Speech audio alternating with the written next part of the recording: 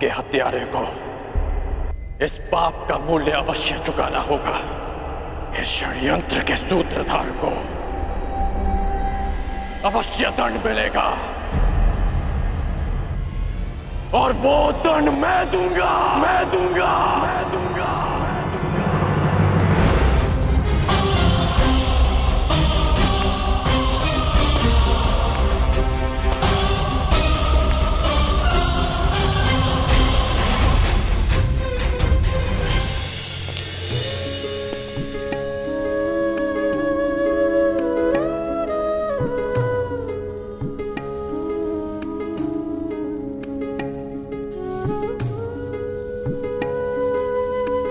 जो संसार में आता है उसके जीवन का कारण और निवारण स्वयं नियति चुनती है।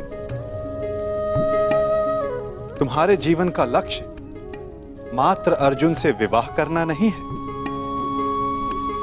परंतु उससे बहुत ऊंचा है। तुम्हें तो इतिहास की धारा का मार्ग बदलना, एक महान शांति का कारण बनना है। तुम अग्नि से उत्पन्न हुई, अग्नि से जन्मी हो, परंतु कोई और भी है जिन्हें अग्नि छू भी नहीं पाई।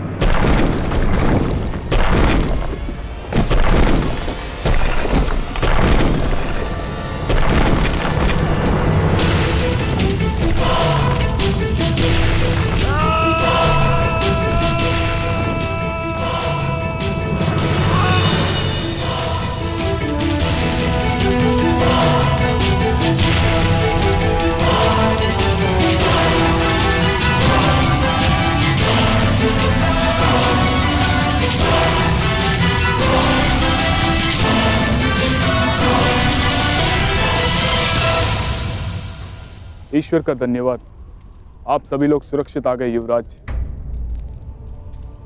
सुरक्षित तो हम तभी हो गए थे जब काका श्री विदुर ने हमें षड्यंत्र के बारे में बता दिया था। विदुर काका श्री ने मलेच्छ भाषा में संदेश भेजा है कि एक लाक्ष्य ग्रह है, इसका निर्माण लाख घी और लकड़ियों से किया गया है। ये हमें भस्म करने के लिए बनाया गया है। हमें यहां से बच निकलने की योजना बनानी होगी। तो रोचन ने आज रात्रि हमें भोज का निमंत्रण दिया है। इसका तात्पर्य समझते हो? हमें विषयुक्त भोजन कराना चाहता है ताकि हम यहां से बचकर ना निकल सके। तो रोचन आ रहा है। भोजन के पश्चात किस किस को क्या क्या करना है, योजना स्मरण रखना। रोचन की भार्या अपने 5 पुत्रों के साथ यहाँ उपस्थित है। आज भोजन के समय आपको अपना एक आभूषण रोचन की भार्या को भेंट देना होगा। न जाने अब भरपेट भोजन फिर कब करने को मिलेगा। आज पांडवों का नाश होगा। कुमार दुर्योधन का मंतव्य सफल होगा। सब ठीक है ना? बालक सुरक्षित है ना? नहीं, तनिक आंख लग गई। बालक भवन में ही सो रहा है। मूर्ख! शीघ्रता करो, ये लाक्षाग्रह है, क्षण भर में भस्म हो जाएगा।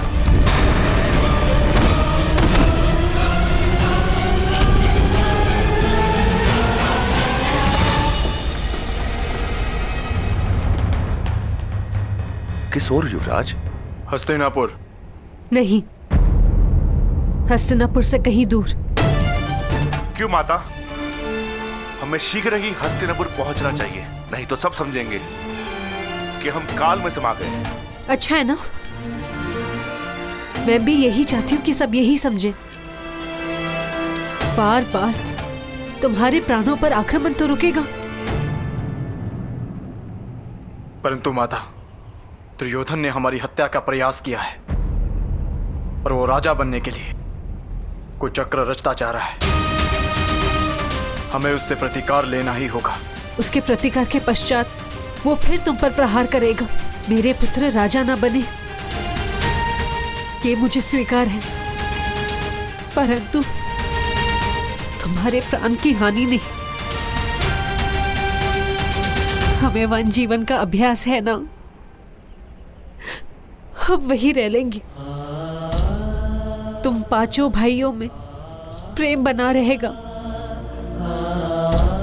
किसी की घृणा, किसी का विद्वेष नहीं।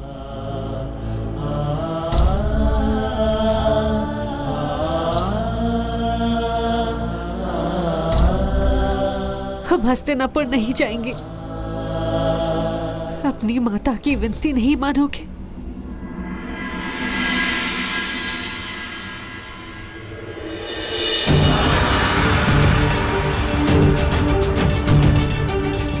माता विनती नहीं, आदेश करती है माता श्री।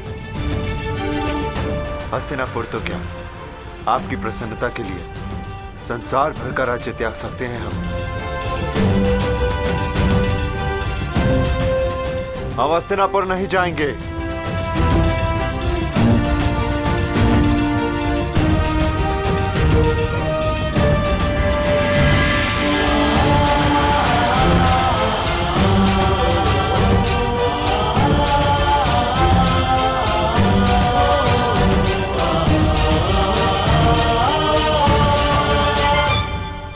परंतु दुर्योधन को उसके किए का दंड देना होगा।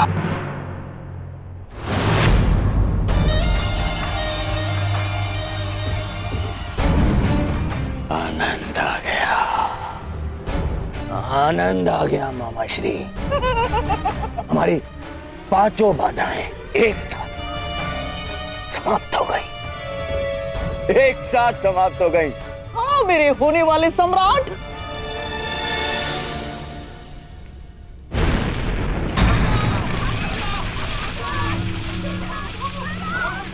मामा श्री कोलाहल कैसा?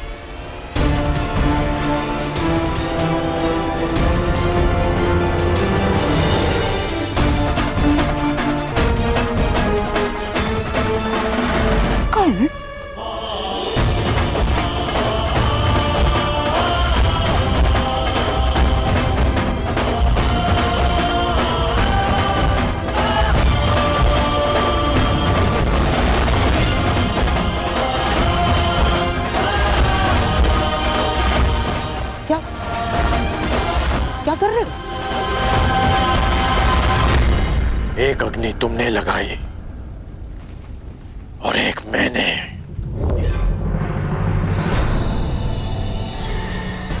हाँ, मैं सब जान गया हूं।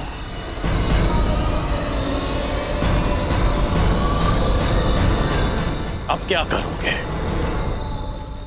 मुझे भी जला दोगे जैसे पांडवों और कुंती माता को जला दिया?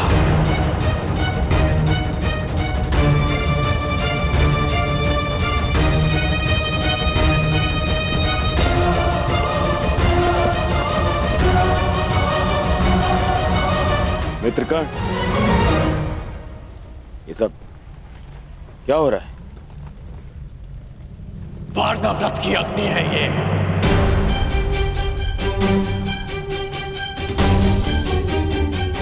जो हस्तिनापुर तक आ पहुंचे।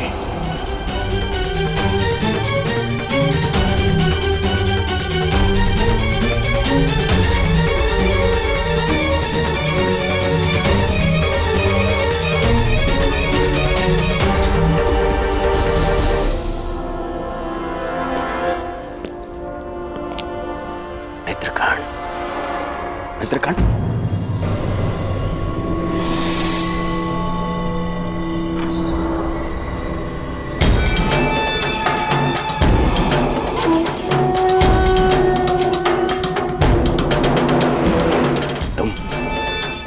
कारण ही क्रोधित हो रहे हो मित्र। पांडव शत्रु थे, उनका नाश कर दिया आवश्यक था। तुम्हारे शत्रुओं का नाश करने के विरुद्ध न मैं कल था और न मैं आज हूं, परंतु कायरों की भांति कुचक्र रचने के विरुद्ध मैं सदा से हूं और सदा रहूंगा।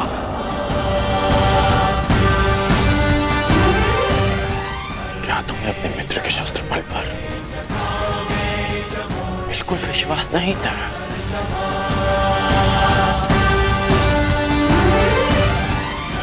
तुम केवल अपने शत्रुओं को युद्ध के लिए ललकारते और मैं स्वयं तुम्हारे लिए उन्हें पराजित करके उन्हें तुम्हारे चंडों में प्रस्तुत कर देता।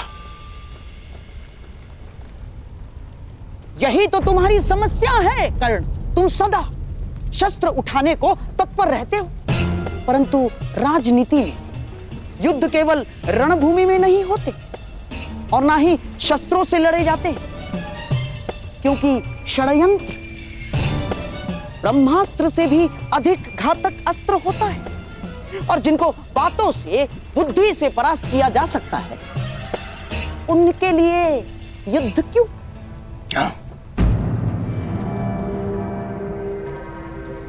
तुम अब भी नहीं समझ पा रहे हो।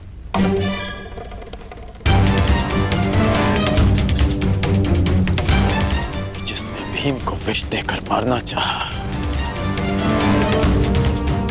वो अब तुम्हारे मन में विष घोल रहा है।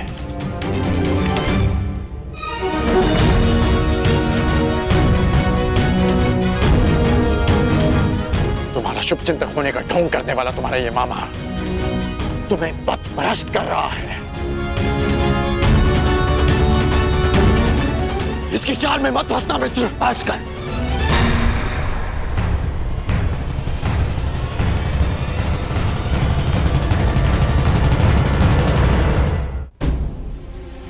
मुझे मेरा पद ज्ञात है, मैंने वही किया जो मुझे उचित लगा। भूल गए कैसे? उन पांडवों के कारण मुझे ही नहीं तुम्हें भी कितना मान सहना पड़ा था कर्ण।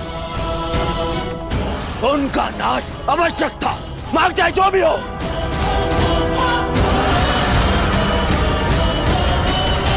और माता कुंती का अंत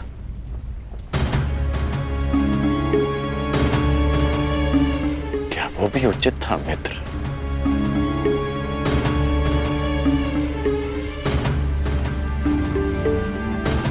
स्त्री, बालक और निशस्त्र शत्रुओं पर प्रहार करना, क्या ये भी एक योद्धा का धर्म होता है? बताओ मित्र, बताओ।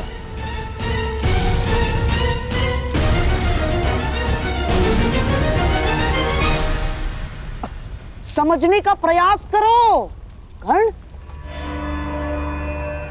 किसी को केवल प्रतिशोध लेने के लिए जीवित छोड़ देना बुद्धिमानी नहीं, कंटकों के वृक्ष को समूल नष्ट कर देना ही उचित है।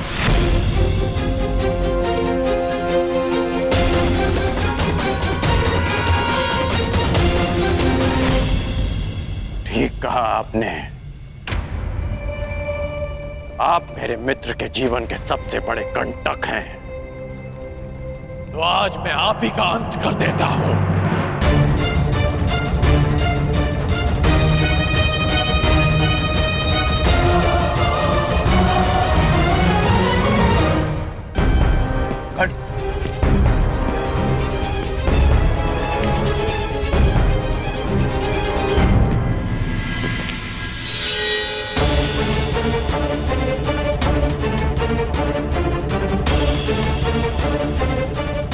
आपने एक योद्धा को षड्यंत्र रचना सिखाया और आज मैं आपको सिखाऊंगा कि एक सच्चा योद्धा युद्ध कैसे करता है।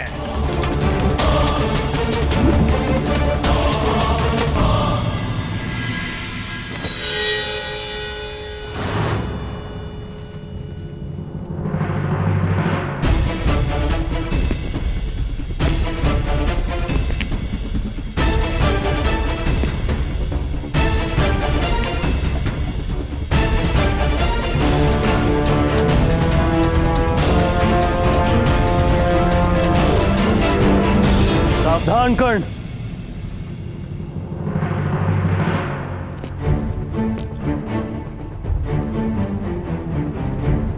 अपनी सीमा में रहो। मत भूलो कि तुम्हें राजा किसने बनाया है। ये मत भूलो कि तुम किससे बात कर रहे हो। मैं उससे बात कर रहा हूं जिसके पास ना क्षत्रिय का साहस है और ना ही राजा की मर्यादा। कर्ण!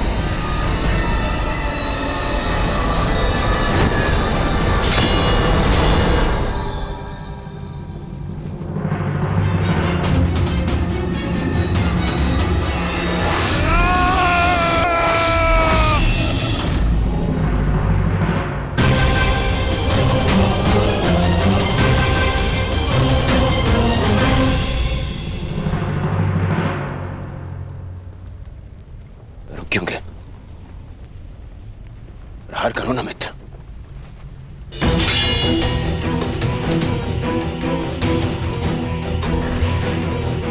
मैंने वचन लिया था कि मैं सदा तुम्हारा साथ दूंगा, परंतु कुचक्र में नहीं, षड्यंत्र में नहीं।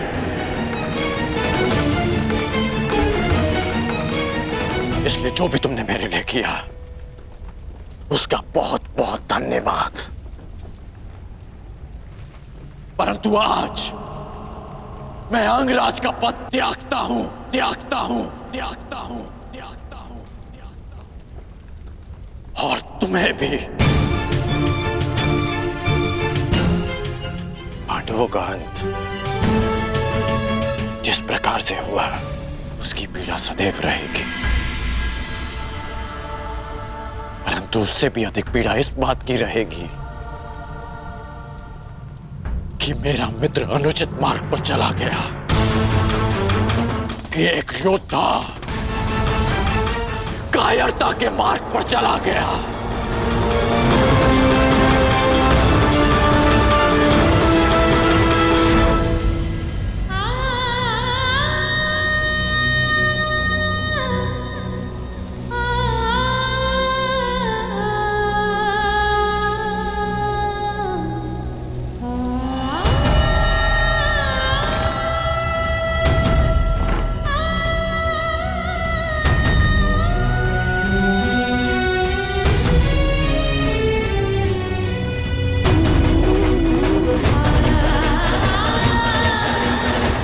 जिस अर्जुन से विवाह के लिए मैंने एक पुत्री की कामना की थी, जब वो अर्जुन ही नहीं रहा तो मुझे इस पुत्री की कोई आवश्यकता नहीं।